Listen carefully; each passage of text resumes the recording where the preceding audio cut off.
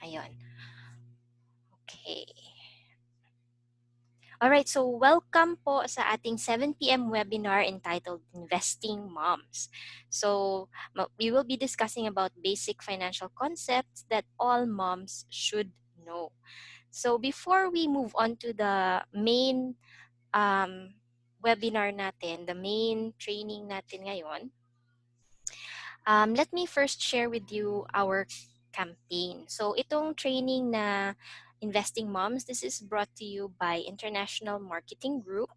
And this is in line with our financial literacy campaign na 30 million by 2030. So ano ibig sabihin nun?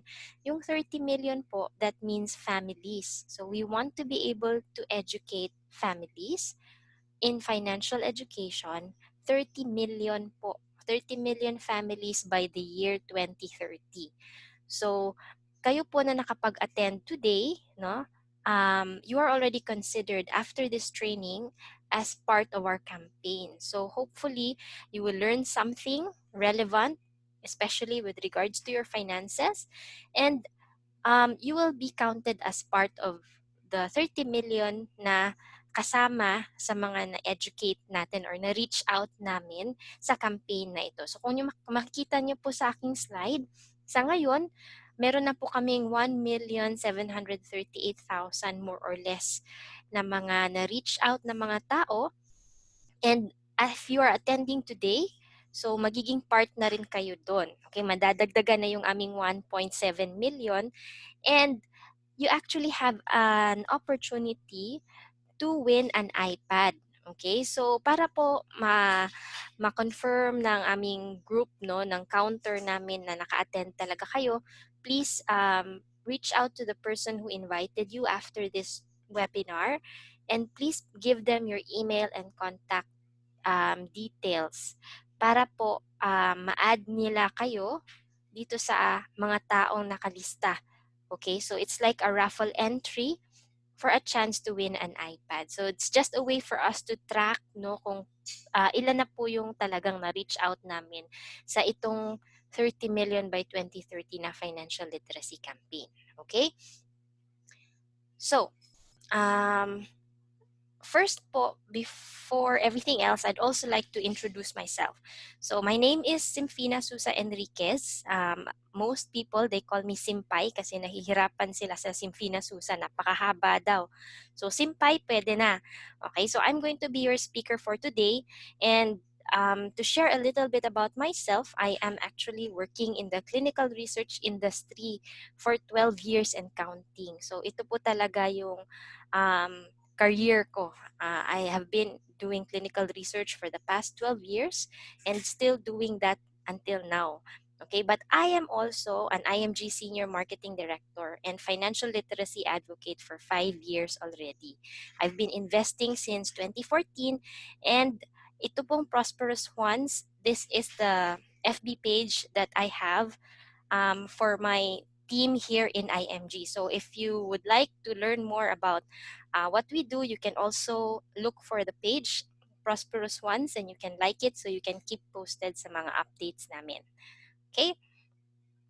So since itong webinar natin is all about moms investing, investing moms, no? So share ko rin po a little bit about my motherhood story.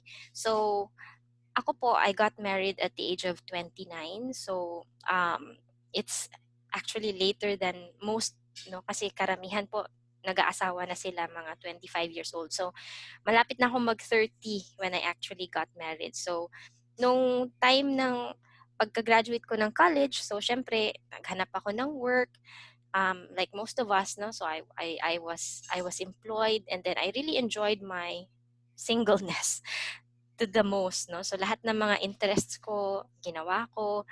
And yun, by the age of 29, got married. But you know, unfortunately, during the time na single ako, hindi din talaga ako nakapag-ipon, no, ng sapat na know-how, even sapat na, you know, pera na magagamit for the wedding and then for after, no? Because when I got married, medyo short term pa talaga ako mag-isip nun. No? Hindi ko naisip na after pala mag-asawa, ang dami palang gastos. No?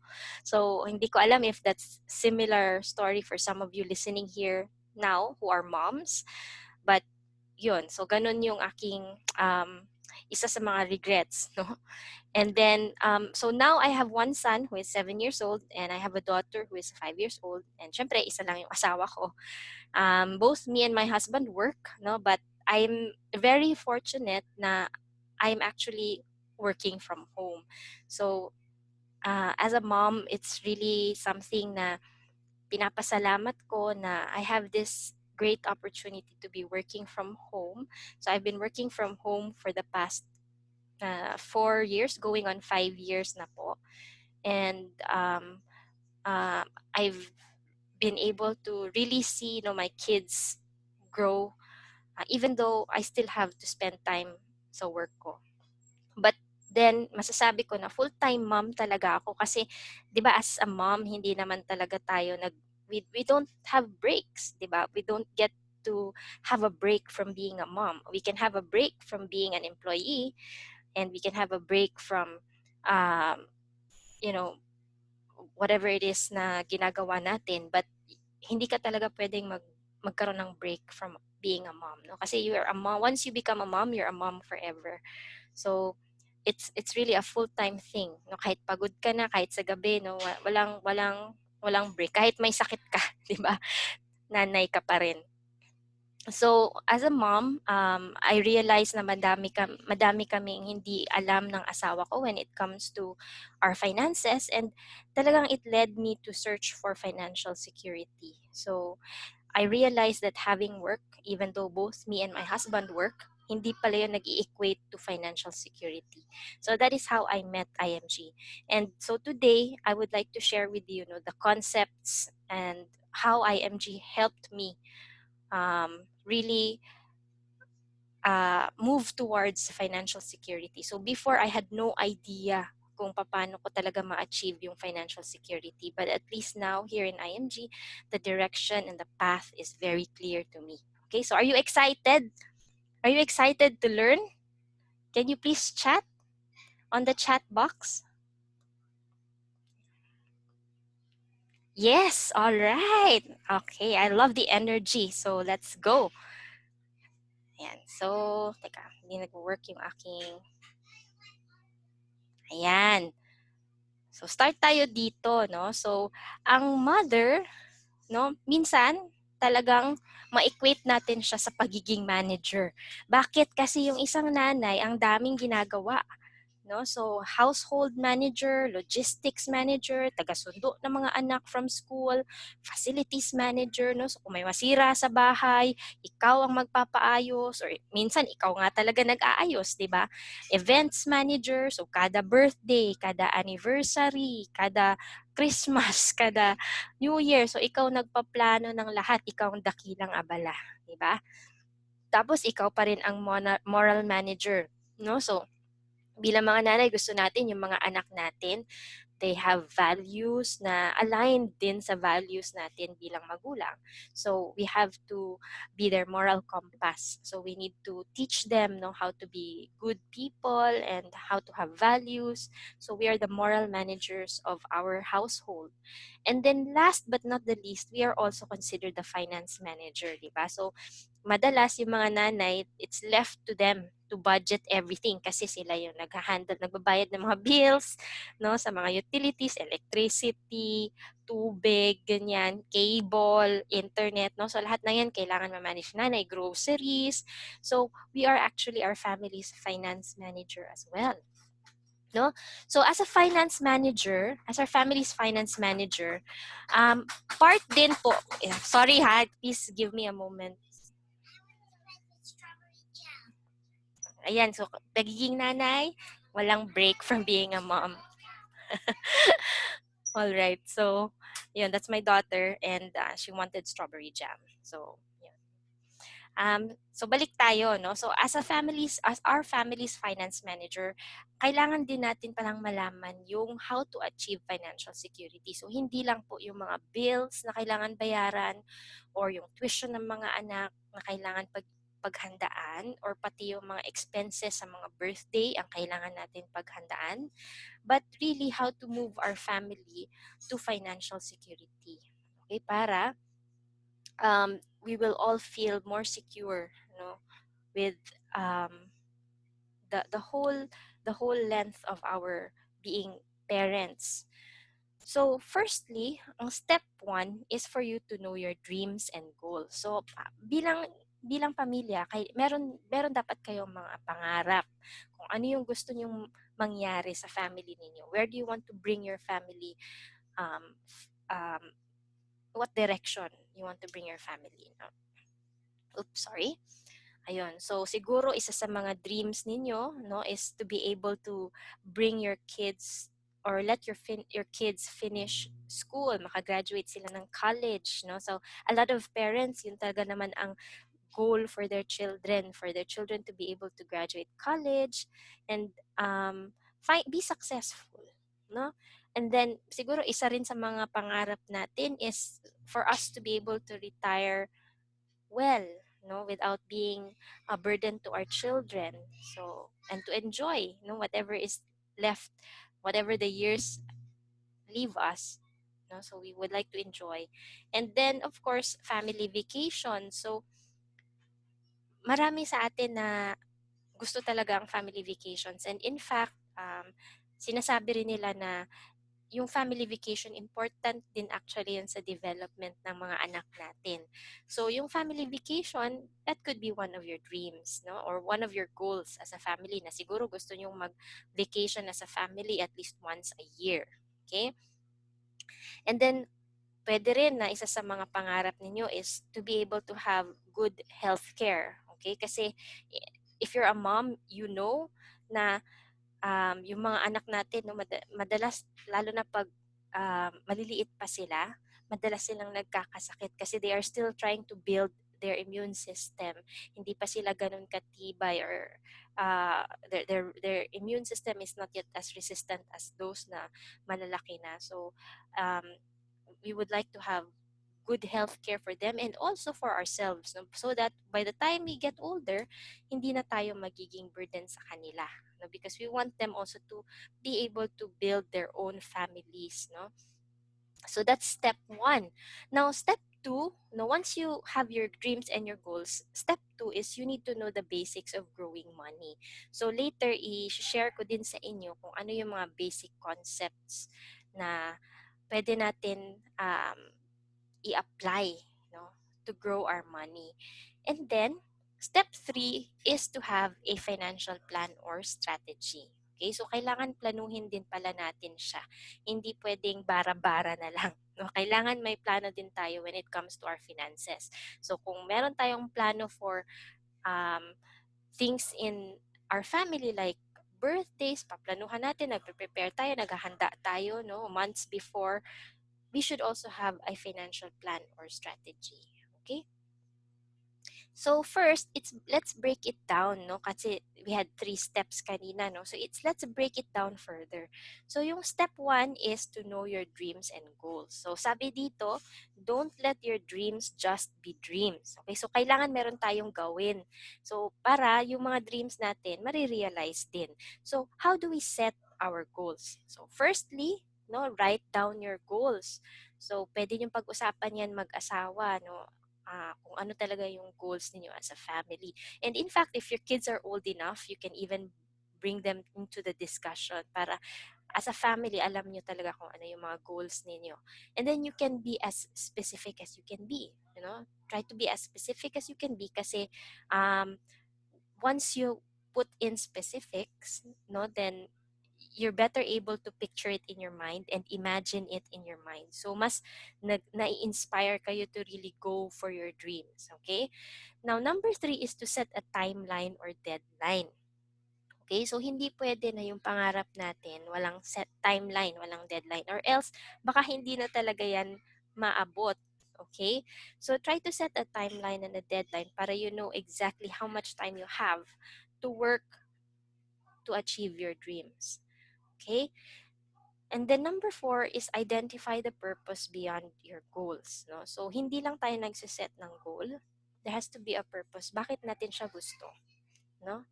So, like for example, yung pagkakaroon ng mga anak na makagraduate sila ng college, what's the purpose behind that? No? So, syempre, as magulang, gusto natin na yung mga anak natin will have um, a good future. Okay, so that's why we want them to be able to graduate college, no, so they will have their own careers. Okay, they will be productive citizens of the country. So there has to be a purpose beyond that goal. So hindi lang tayo basta-basta gumagawa ng goal, it has to be identified with the values sa family din natin. Okay, so identify the purpose beyond your goals. Then we have to have specific action steps. Okay? So, syempre, anong gagawin natin para ma-achieve natin yung goals natin? So, unti-unti, kailangan meron tayong ginagawa. Okay? So, slowly, little by little, we need to have action steps na gagawin natin. Then, lastly, is you know what you want, when you want it, and how to achieve it. No? So, sa goal setting kasi, you have to be very clear kung ano ba talaga ang gusto mo, kailan, and papano. Okay? So otherwise, baka magiging panaginip or pangarap lang talaga yung mga goals ninyo. Alright? So that's step 1. So step 2 is to know the basics of growing money. So ito kasi mga pangarap natin, no? Sabi nila libre ang pangarap. 'Di ba? Tama naman, libre ang mangarap. Tama, libre ang mangarap. Pero unfortunately, karamihan ng mga pangarap natin kailangan ng pera. So, hindi libre. Okay? So, hindi natin libreng makamit yung ating mga pangarap. So, we need to know the basics of growing money. No? So, lahat ng goals natin, hanapan natin ng paraan. Okay? So, sabi dito, to gather is to save, and to grow is to invest. Okay? So, yun pala, bago tayo mag-invest, kailangan magsisave muna tayo. Okay? So, pag nakapag-save tayo, saka na tayo pwedeng mag-invest. No? Wala tayong pwedeng i-invest kung wala tayong sinave. Pero, wala rin tayong pwedeng masave kung hindi tayo nagbabudget ng pera natin. Diba? So, kung halimbawa inuubos talaga natin lahat ng pera natin at wala tayong naiipon, so wala din tayong mapag-invest. Okay? So, kailangan matutunan rin natin yung pagbabudget. Okay? So, paano ba talaga ang tamang pag-budget? No? So, tingnan natin ito. So, itong isi-share ko sa inyo ngayon is the poor man's formula. So, if you see here, sa poor man's formula, ang ginawa niya, so nakatanggap siya ng income niya, no? So, it could be your salary or kung ano man yung pinagkikitaan niyo as a household. So, kunwari, that's your income. Then, ang ginawa mo, syempre, inuna mong bayaran si Meralco, si Manila Water, or yung utilities mo, and then nag-groceries ka or nag-shopping ka. Okay? So, ang nangyari, sumobra ka. No? Expenses plus lifestyle, sumobra tuloy. So, ang ending yan is, meron ka tuloy utang na negative. Okay? So, wala kang naipon. Okay? So, nag-negative ka pa sa iyong finances at that certain time. Okay? So that's the poor man's formula. So nakalimutan na meron pa pala siyang kailangan pag-ipunan. Okay? Pero unfortunately, nauwi na sa utang. Okay? So look at the difference sa abundance formula. So itong abundance formula, I'll share this with you. And it's very, very simple, but minsan it's quite hard to do. Okay? So sa abundance formula, binaliktad natin. So imbes na unahin natin yung expenses and lifestyle, inuna muna natin ang tithes and savings and investments. Okay? So from our income na 100%, syempre meron kasi tayong natanggap na blessings, no? So yung income natin considered as blessings kasi yon. So from the blessings, we should be giving to our tithes, no? So 10% ideally kasi yung tithes natin, because we have to give back, no? Because all of these blessings galing sa Lord, we also need to really give back tithes. Okay? So that's actually biblical. It's your love offering. So yung tithes na yan na 10%, unahin natin. And then, savings and investments na 20%. Okay, so ideally, ang savings and investments natin should be 20% of our income. So ano na natira? 70% na lang. So sa 70%, yun na ngayon ang ibabudget mo para sa expenses mo at saka sa lifestyle mo. Okay? So in this scenario, the abundance formula, kung makikita mo, meron at meron siyang naitabi. No? Kasi hindi niya naubos lahat sa expenses and lifestyle niya. Okay? So if you do this, then guaranteed na meron kang savings. Okay? So once na meron ka ng savings, then now the next thing to learn is to invest naman. Okay? But before that, let me share with you another concept, no, called the solid financial foundation. So, itong solid financial foundation, pwede mo siyang sabihin na para siyang bahay. No? So, this is your financial house. Okay? So, if you had a financial house, anong klaseng house ang gusto mo? Gusto mo ba yung bahay na madaling masira? Or gusto mo yung bahay na matibay? Okay? Siyempre siguro sasabihin nyo gusto nyo yung bahay na matibay, di ba? So, if you want a sturdy house, sa tingin nyo, alin dito sa mga bahay dito? Itong una o itong yung pangalawa yung matibay? Sige nga, tingnan nga natin. You can chat on the chat box, please, to see, let's see kung ano yung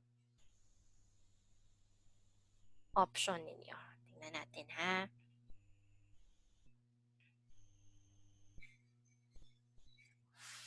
First, letter A. Okay, dapat pala nilagyan ko ng A or B, no? Para hindi na mahirapan. Okay. Thank you po sa mga nag-reply. Salamat. Ginaganahan ako mag-explain pagka may nag-reply sa akin. Okay, so tama. It's the first one. No? So kung makikita mo, sobrang ayos ng pagkakagawa ng bahay niya. So in the same way na yung financial house natin, dapat itayo natin like the first house. Okay? So unfortunately, karamihan sa atin, meron tayo nitong second house. Okay?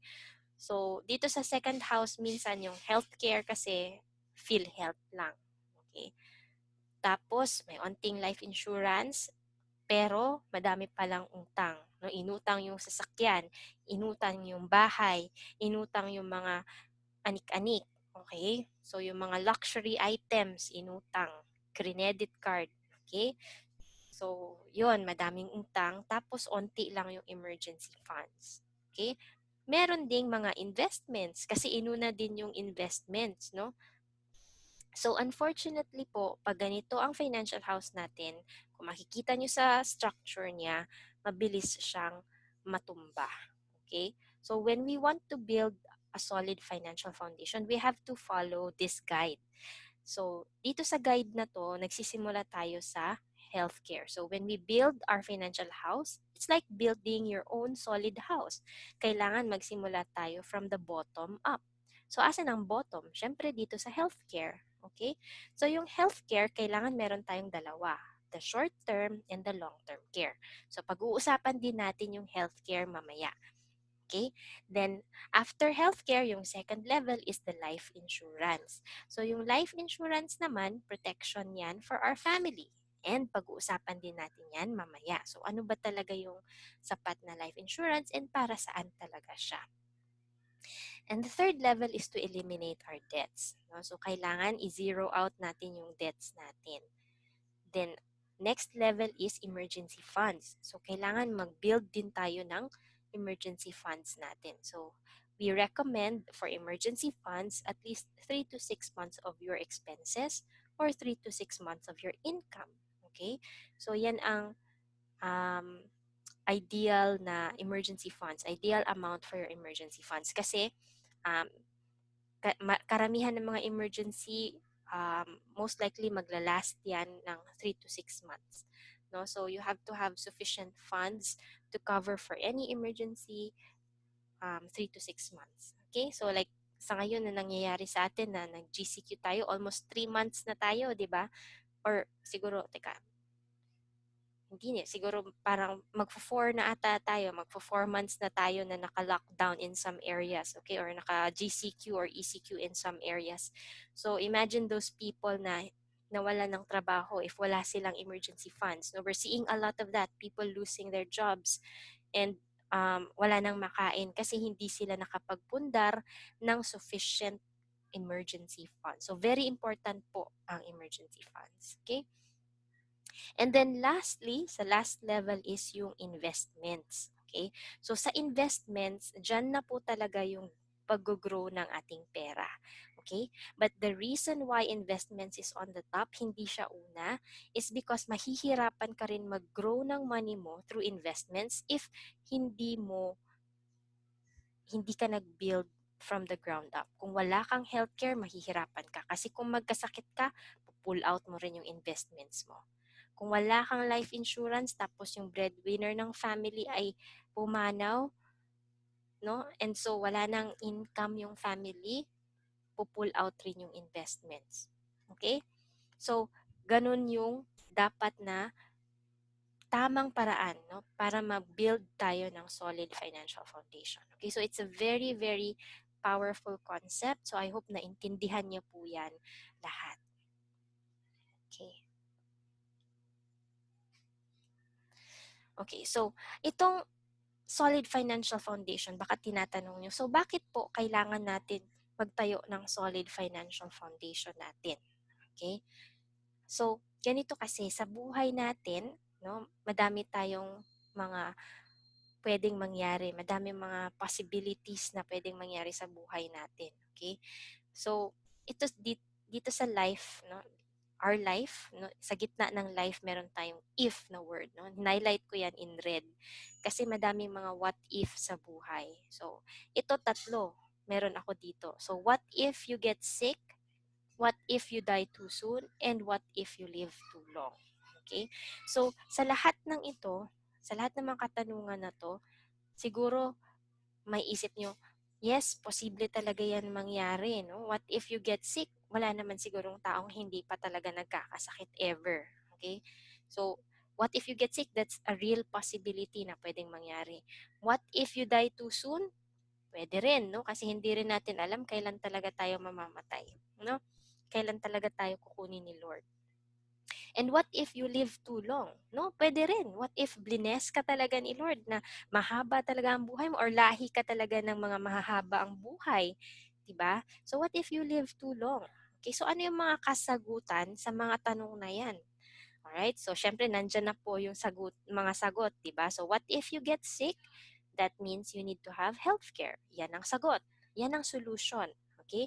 So dito sa IMG, we like to talk about solutions. Okay? So for each possibility sa buhay natin, dapat prepared tayo. We need to prepare for all of these possibilities, and that is why we need to build our solid financial foundation. Okay? So we'll talk about these three things shortly. All right? So first, unahin natin yung healthcare. So ito yung sagot sa tanong na, what if you get sick? Diba? So sinabi ko kasi sa inyo kanina na we need to have two kinds of healthcare. One is the short-term care and the other is the long-term care. So what's the difference? Bakit kailangan dalawa? No? Kasi madami na ako nakausap na ay may healthcare na ako. Okay? May benefit kasi kami sa company namin. And that's good. No, if your company provides for you and you have the benefit of healthcare, short-term healthcare from your company, you're very blessed kasi hindi po lahat ng mga nagtatrabaho may healthcare benefit. Okay? So if you have healthcare benefit from your company, that's what we call the short-term care. Meron ka nito habang nagtatrabaho ka, no, during your productive years. So usually that is covering you only from 21 to 60 years old. Okay, habang nagtatrabaho ka. All right? So that is during your employment and your productive years. Okay? Ayan, 21 to 60. On the long-term care, on the other hand, is health care that you get for yourself. Okay? Kasi, syempre, by the time na mag-retire ka or hindi ka na nagtatrabaho, yung benefit ng company mo, mawawala na rin yan. Okay? Hindi mo na yan siya magagamit. So, you have to get long-term care for yourself. Okay? So, let me just mute people. Let me see. I think okay na, wala na. Alright, okay na yun. So, yung long-term care, going back to this, no, it's healthcare you get for yourself. And it covers you in your retirement years. So, pagka nag-retire ka na, di masaya na may healthcare ka pa rin, di ba? Kasi it covers you from 60 and beyond. No? So, if you think about it, it makes sense to have long-term care. Kasi kailan ba tayo nagkakasakit madalas? No? Habang nagtatrabaho tayo at bata pa tayo? Or yung panahon na nakapag-retire na tayo? Diba? So obviously, doon na talaga lumalabas yung mga sakit-sakit natin pagka medyo matanda na tayo, no? Kasi yun, our health is failing and it's just natural because our bodies are older. So our health starts to fail.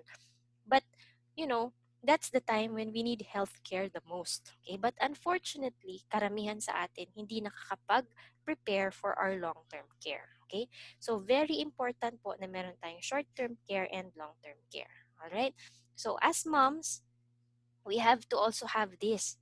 Kasi we don't want, ako as a mom, no, I'm the kind of person na ayoko talagang maging burden sa mga anak ko because um, I've I've always been conscious about that na gusto ko yung mga anak ko, they don't have to attend to me when I am older. Gusto ko I'm going to be the kind of lola or mom na hanggang sa huli, no, I'm able to help them. Okay, I'm able to not be a burden to them. Okay? So yeah, and that's why I have both the short-term care and the long-term care. Okay? So, I'd like to share with you yung partner namin dito sa IMG in this financial literacy advocacy. They are one of our biggest partners, and that's because they are also the only company we know na merong long-term care. Okay? And that's what they call the Kaiser Ultimate Health Builder. So we like this Kaiser Ultimate Health Builder very much because you can make it like your level 1 investment, no?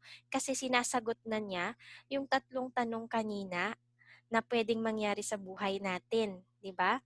So, yung solution sa tanong kanina, nasasagot na ng Kaiser Ultimate Health Builder. So, ano nga yung mga tatlong tanong na yon, di ba?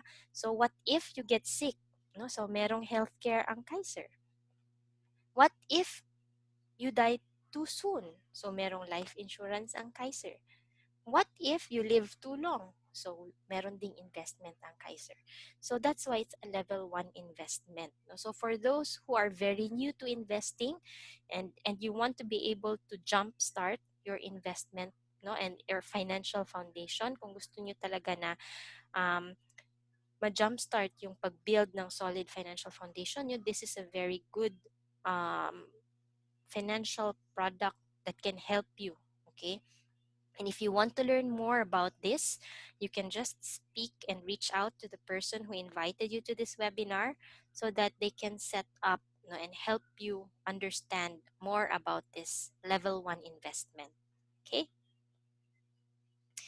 Now, so natapos na tayo dun sa what if you get sick. Okay, yung tanong na yon. So now let's move on to the second question na what if you die too soon? Ayan. So 'di ba if maalala niyo po doon, yung solution was life insurance. Okay? So ano ba talaga yung purpose ng life insurance? Okay? So simple lang kasi ang purpose lang ng life insurance is this, no? If God calls you home today, your kids won't go hungry. Okay? Hindi po ako nagsabi niyan, si Brother Bo po. Kung kilala niyo po siya, si Brother Bo Sanchez, isa po siya sa mga mentors namin din sa IMG. And um, and it's very simply said, no, yung purpose ng life insurance dito sa sinabi niya. Kasi nga hindi talaga natin alam kailan tayo kukunin ni Lord. So as much as possible, we prepare for that also kasi ayaw naman natin na yung family natin magiging financially devastated sila. Okay? All right, sorry. I would also like to share, no, kasi madalas, no, meron namang mga bumibili ng life insurance sa atin, pero we don't really know. We don't really understand ano yung meron sa life insurance policies natin, di ba?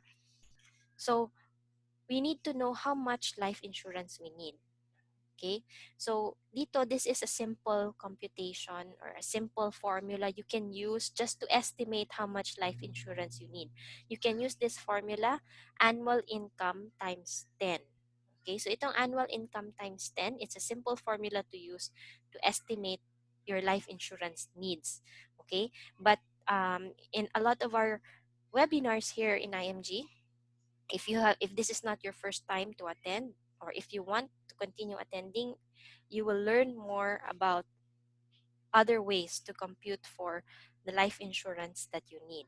Okay, so but hindi ko na po i-discuss muna at this webinar. Okay, so what I want to share about life insurance is, syempre, because our topic is for moms today, I want you to understand that as moms, no, you also still need life insurance kahit na work at home mom kayo. No? So kung makikita niyo po dito, ang dami-daming ginagawa ng isang nanay. No? So kung babayaran mo yan lahat, no?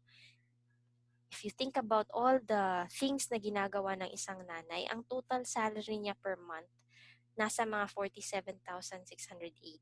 Okay, sabi yan ni myfinancemd.com. Okay, so um, it could be less, it could be more, no, depende sa mga estimates niyo, but definitely what I'm trying to say here is merong economic value yung isang stay-at-home mom. So kailangan pa rin nila ng life insurance. It's a big yes, no?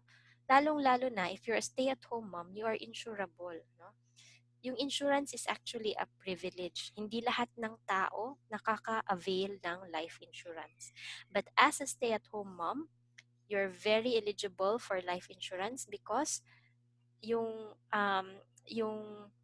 ginagawa ng isang stay-at-home mom is hindi naman siya dangerous. Okay? Pero those mga kababayan natin na mga yung profession is a little bit on the dangerous side. So sila po hindi na po sila nakakapag-avail ng life insurance. Okay? Ayun. All right. So yun po yung life insurance, no? So now the third question na kailangan natin i-prepare for is, what if we live too long? Diba? If maalala nyo po, yung solution dyan is investments. So in investments, it's very important to understand the rule of 72. So yung rule of 72 is actually what we call the compounding interest. So sabi dito ni Albert Einstein, compound interest is the eighth wonder of the world.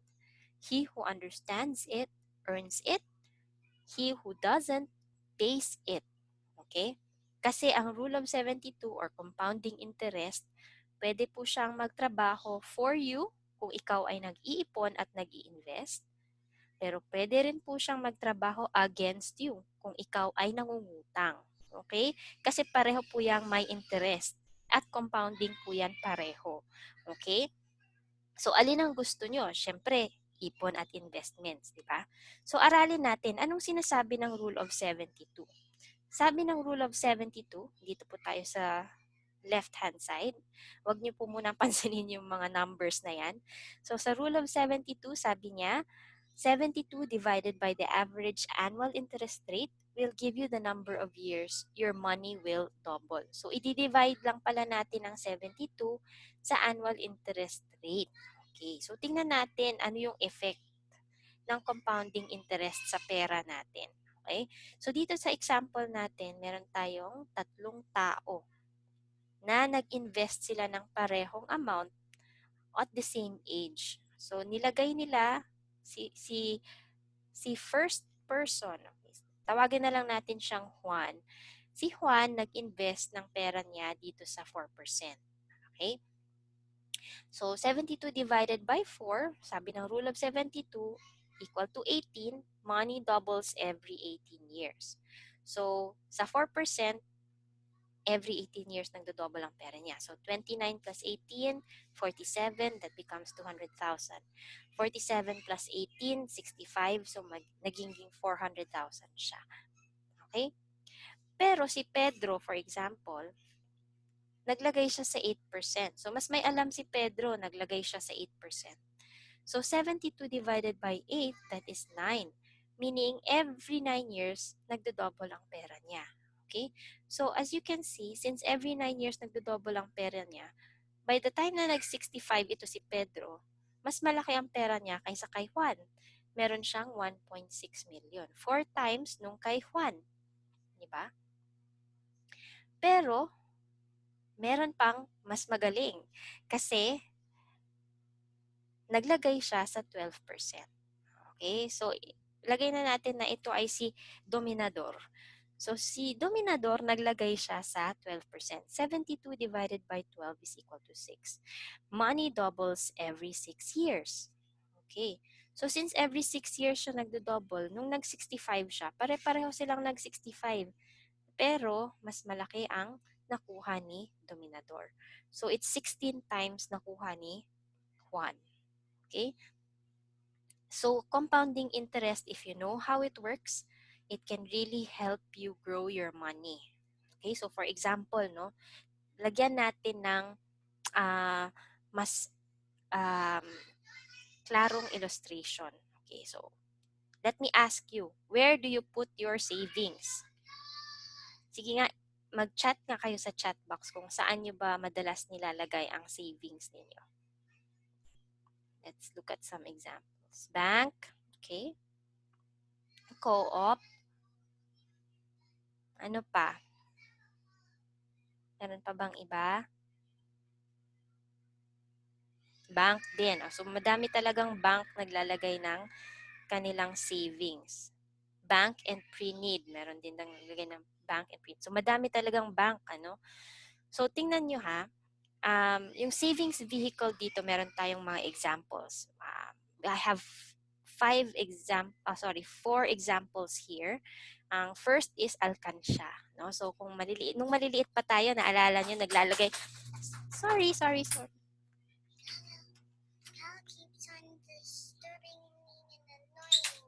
Yes, okay anak, I'm in a meeting, please. Ayun. Alright.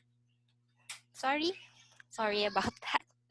Ayun, so, sa savings natin, we could put it in the alkansya. So, nung maliliit pa tayo, kung maalala nyo, meron tayong mga piggy bank, no? Yung mga hugis baboy siguro, or kahit yung mga bamboo na piggy banks, no? Siguro meron kayo niyan ng mga bata kayo.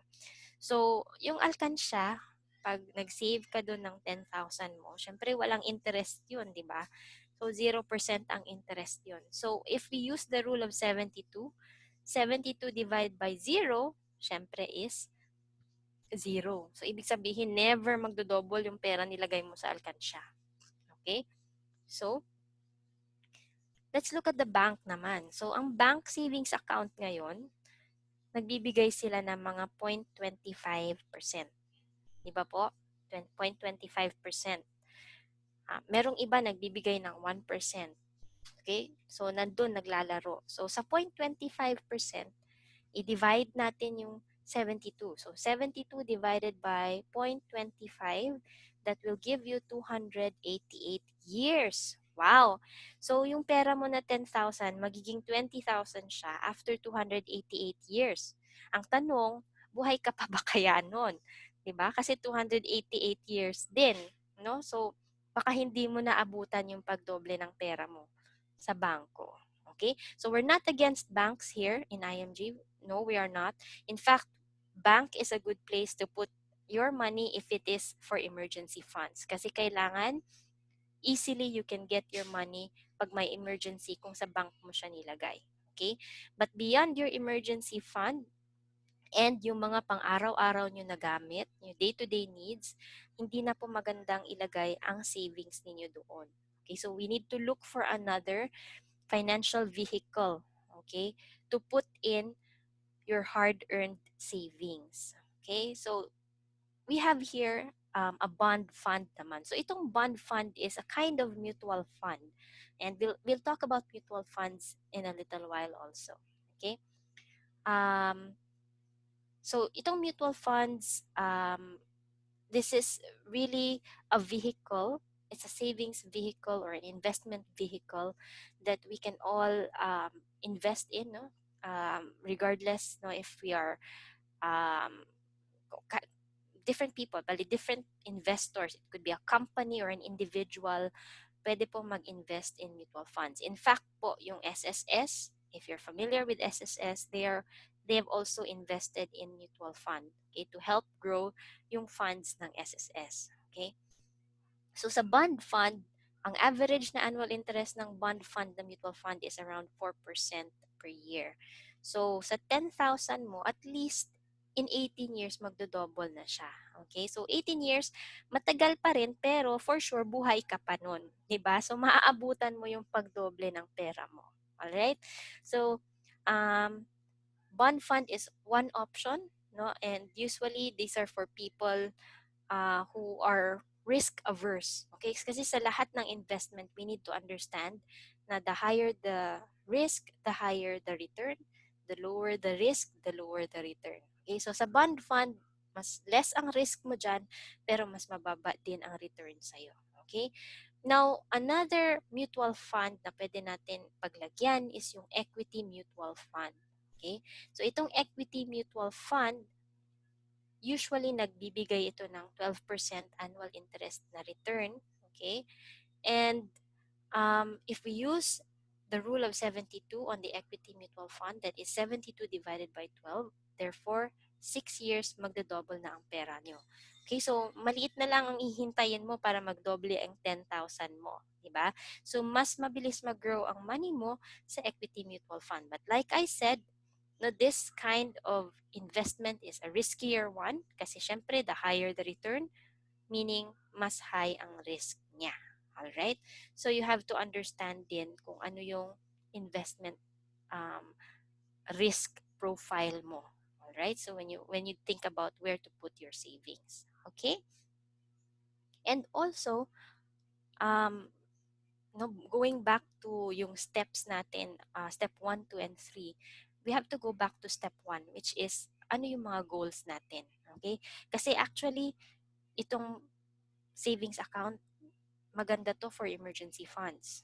Diba? Kasi although mababa ang annual interest niya, it's very liquid. Diba? So, anytime, pwede mo talagang ma-pull out ang money mo. Okay? In mutual funds naman, yes, you can also pull out your money. It's still liquid. Okay? But, because it is an investment, you never know if at the time that you need it, if it's performing well or not. Okay? So, maganda pa rin na meron kang savings. So you have to align your savings vehicle also with the kind of goals that you have. Okay? All right. Ayan. So nasa step 3 na tayo ngayon. Okay? So step 3 is have a financial plan or strategy. So sa step 3, this is where you take the steps, no, on your financial plan and your strategy. So isa sa mga strategies na gusto kailangan gagawin natin is to increase our financial IQ. Kasi if we don't learn about all of these things, no, paano natin malalaman saan natin ilalagay or paano natin malalaman kung ano yung options na available sa atin? Mahirap, di ba? So, increase your financial IQ, and I congratulate you today if you are attending today's webinar because it means that you are taking the steps, no, for you to have to better your financial situation. Okay, so when you increase your financial IQ, it's like you're preparing your storehouse for the blessings of abundance from the Lord. So, syempre, no, naghihingi tayo, nagdadasal tayo, Lord, please give us financial security. Lord, please give us financial freedom. Pero yun pala, hindi mo naman hinahanda idadaan ng kung saan idadaan ng Panginoon yung blessings niya. So you have to increase your financial IQ para masimulan mo siya, ma-prepare mo yung financial storehouse mo. Okay? Secondly is you need to increase your cash flow and have multiple sources of income. Okay? So sa pag-increase ng cash flow natin, dalawang pwede natin gawin. It's either we spend less or we earn more. Okay? So if we spend less and reduce our expenses, syempre magkakaroon tayo ng savings doon. So, mai-increase natin ang cash flow natin. But in the same way na if you earn more, you look for other sources of income on top of what you're earning now, you will also increase your cash flow. Diba? So, mas maganda nga gawin mo pareho kasi pwede naman yun. Diba? Increase your cash flow by adding a source of income and reducing your expenses also. So kung sabay yan, edi mas mabilis, di ba? Mas madami kang maiipon, mas mabilis ang investments mo, and mas mabilis mag-grow ang savings mo. Di ba? Yun. And the third is you zero out your bad debts. Okay, so lalong-lalo na po yung mga debts na nasa credit card natin kasi like nung sinabi nga natin kanina yung rule of 72, kung maalala nyo yon, sabi doon ni Albert Einstein na it can work against you din, lalo na kung nangungutang tayo. So, we have to zero out our bad debts so that maprotektahan natin yung ating investments. Okay? So, make sure na yung mga expenses natin sa credit cards, we fully pay them, okay, each time na mag-due siya, and as much as possible, avoid na rin tayo na mag-debt. Okay? And lastly is to seek a mentor. Okay? Seek a mentor and be with a group that inspires you. Kasi mahirap po kasi talaga na mag-isa. No? When you are not guided, you don't have a community na makapag-guide sa'yo on how to manage your finances and how to do things better, to achieve financial security, mahihirapan talaga tayo. And it doesn't mean na um, don't be shy or don't be ashamed to admit na you need help. Kasi po, kahit po yung mga sobrang talino in school, sometimes they still end up retiring without enough savings. Kasi hindi naman talaga to tinuturo sa school, di ba? So, it would be good for you to seek a mentor, somebody na naging successful na sa kanyang investing journey, and also being with a group na talagang ipupush ka na mag-ipon ka, mag-save ka, and mag-invest ka, kailangan mag-build ka ng solid financial foundation mo. So that's really gonna help you. Okay? So yun, so lahat tayo kailangan natin ng mentor. Mas madaling mag-succeed kung meron tayong mentor. Para yung mga mali na nagawa ng ating mentor, hindi na natin uulitin. No? So we learn from the mistakes of others. Seek a mentor and be with a group that inspires you. Okay? So I hope that you learned something from today's webinar. And syempre, what's next? No? After you learn all these things, syempre, what are you gonna do next? So how do you get started? No, kasi nga here in IMG, we really walk you through yung pag-build mo ng solid financial foundation mo. So after this webinar, reach out to the person who invited you para po mabigyan kanila ng free financial checkup.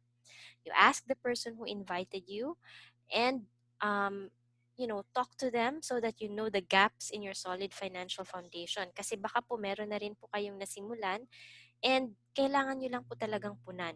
No? So ano yung mga gaps sa solid financial foundation mo? Enough na ba yung na-build nyo? Or talaga bang wala pa kayong nasimulan? Okay? So ano yung unahin nyo? Be guided. Okay? Ayan. So, next is also, we encourage you to join. Okay, so our organization is open for you to join so that you can belong to that community of savers and investors. Okay, and then of course you have to start. No, you have to start with your savings program. So you have to own your own savings program. And of course, if nakatulong sa iyo yung information that was shared with you today in this webinar, so share it. No? Wag natin panatilihin sa atin. Kasi if nakatulong siya sa atin, baka makatulong din yun sa ibang tao na nasa paligid natin. Lalong-lalo na yung mga mahal natin sa buhay, like our family, our friends. Okay? So, you change your life and the life of others and give them hope. Okay? So, itong financial education kasi, sabi nga dito ng aming mentor na si Brother Bo, reading books is a good thing. And attending seminars is also a good thing. But in your financial education, you need financial execution. Okay? So, hindi po pwedeng attend lang tayo ng attend ng webinar. Kailangan din natin i-apply yung natutunan natin. Kasi, pag hindi, wala pong results. Okay? And unfortunately, yung results ang habol natin. Okay? Kasi yun yung nagbibigay sa atin ng financial security. So, kailangan po natin i-apply yung mga natutunan natin today. So I hope you're excited no na mag-apply no and also to reach out to your friend para matulungan kanyang mag-start agad. Okay? So here in IMG, we really change people's lives. And syempre, hindi na rin po ako exempted doon. Na-change din po ng IMG ang buhay ko. So in small ways, no? Like this one, the change in my mindset from an employee mindset to an entrepreneur mindset. So like I said po before, when I started, I was an employee and ang isip ko talaga is really, to work for someone and receive salary, okay? But now that I'm with IMG, I learned that there's other ways to earn income, not just from working for somebody, but also by helping others. No? So as a financial educator, I've reached out to my friends, to my family, and tried to help them also build their solid financial foundation. Okay? And then na-change din ng IMG yung spending habits ko. Okay? So madami ako before na mga, mga items, na mga luxury items na hilig ko talaga and sa ngayon, na-control ko na. So, hindi na po ako masyadong bumibili ng mga things na hindi ko naman actually talaga kailangan. Okay? Then, nag-change din yung saving habits ko. Okay? Because ever since naman po, bago pa ako naging IMG member, I already was saving. So, iipon na rin naman talaga ako. Kasi, simula pa sa pagkabata, sinasabihan naman tayo na mag-ipon tayo, di ba? So, actually, yung saving, maybe for some of us, no? Saving may not be new. Okay, so saving may already be a habit for us.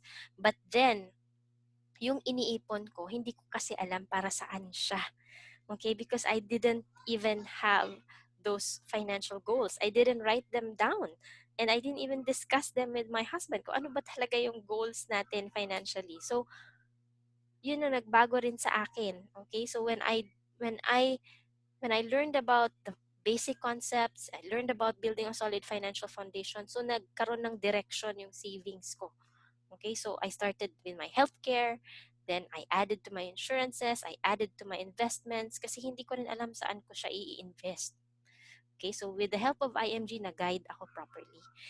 And that's it, no, yung investing habits ko rin, napalitan ng IMG. Kasi before, akala ko talagang mag-invest lang in um, um, solid things, no, like material things, like real estate, no, kasi because yung real estate, my mom actually, she's a real estate person also, and I thought that real estate was the best investment ever. Okay, pero yun pala, mahirap din na puro real estate ang investment mo kasi pag kailangan mo nang i-liquidate yan, mahirap magbenta ng real estate, mahirap mag-liquidate ng real estate. So it's good to have both solid and liquid investments. Okay, so napalitan yung aking investing habits. And yung attitude and beliefs ko din na change din dito sa IMG. Okay, so there's a lot of changes and it's all been positive. So I hope that it encourages you to really join our organization and see the changes na pwede ring mangyari sa buhay nyo. So thank you so much for attending today's call. If you have any questions, please reach out to the person who invited you. They'll be happy to address any of your questions. And once again, remind ko po na ibigay niyo po sa nag-invite sa inyo yung inyong contact details at saka po yung email address niyo so that you have a chance to win an iPad. Okay? So, thank you po lahat and let's prosper everyone. Have a good night. Bye!